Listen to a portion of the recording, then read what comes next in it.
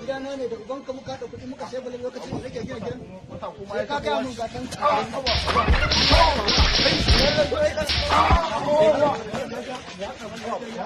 Wai kawai saboda ina kushe da ne na hana cewa kawai zai yi.